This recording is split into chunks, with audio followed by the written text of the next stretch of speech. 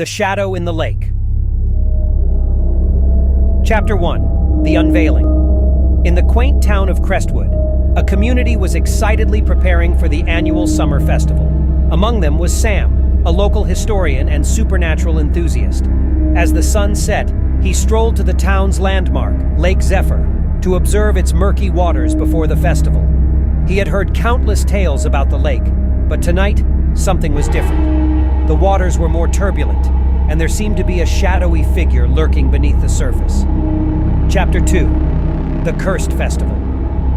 The next day, the festival commenced.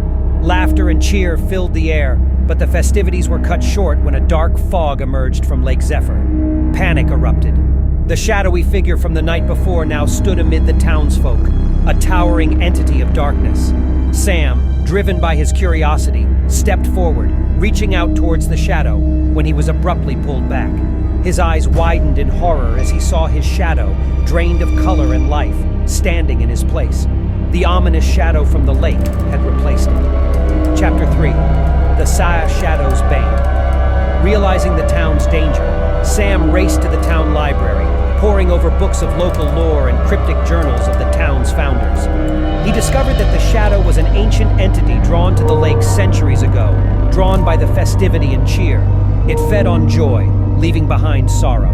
Sam had to confront the shadow with something it had never faced before, his fears and sorrows to defeat it.